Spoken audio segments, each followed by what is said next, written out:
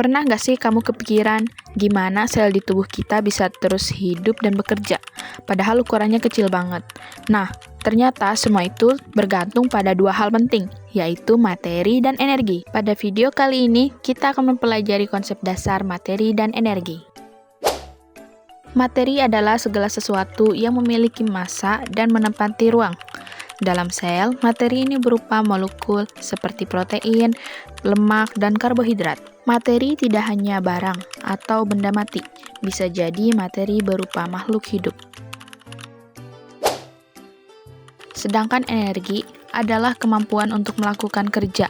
Dalam sel, energi digunakan untuk berbagai aktivitas, seperti pembelahan sel, transport zat, dan sintetis molekul. Jadi, singkatnya, materi adalah bahan, dan energi adalah tenaga.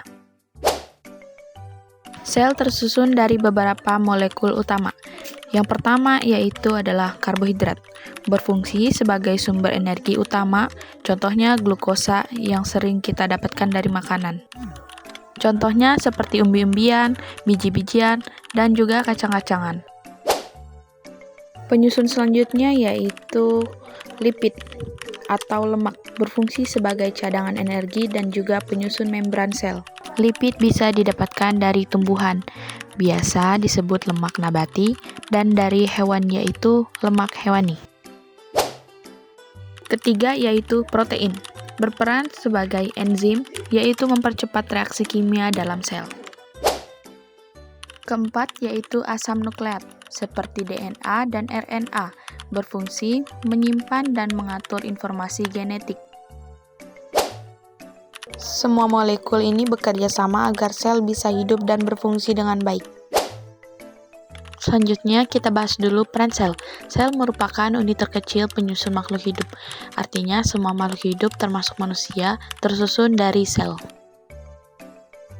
Selain itu, sel juga menjadi tempat berlangsungnya sebagai proses kehidupan, seperti menghasilkan energi, mengolah zat makanan, dan melakukan perbaikan jaringan. Sel juga berperan sebagai pembawa informasi genetik, karena di dalamnya terdapat DNA yang mengatur semua aktivitas sel dan menentukan sifat makhluk hidup.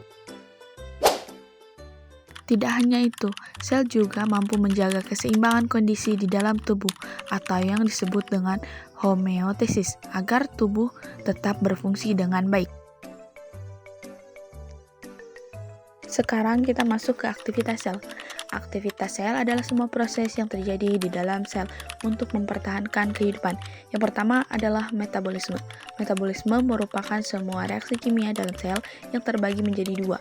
Anabolisme, yaitu proses penyusunan molekul yang membutuhkan energi, dan katabolisme, yaitu proses pemecahan molekul yang menghasilkan energi.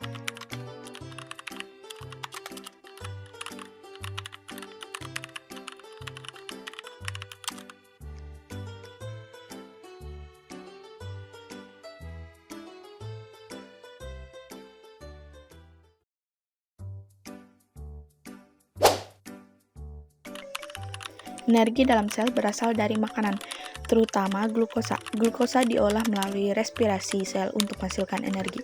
Energi tersebut disimpan dalam bentuk ATP atau adenosin trifosfat. Energi karena digunakan dalam hampir semua aktivitas sel seperti transport zat, sintetis protein, dan pembelahan sel. Hubungan antara materi dan energi terjadi dalam proses metabolisme.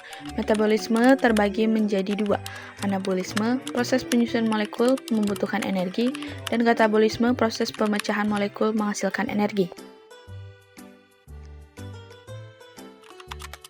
Contoh pemecahan glukosa menghasilkan energi, sedangkan pembentukan protein membutuhkan energi. Kedua proses ini saling melengkapi untuk menjaga kehidupan sel. Jadi walaupun sel itu kecil, ternyata perannya besar banget dalam kehidupan kita. Semoga aktivitas tubuh kita dari yang sederhana sampai yang kompleks bergantung pada materi dan energi di dalam sel. Semoga penjelasan ini bisa membantu teman-teman lebih paham ya. Terima kasih sudah menonton dan sampai jumpa di video berikutnya.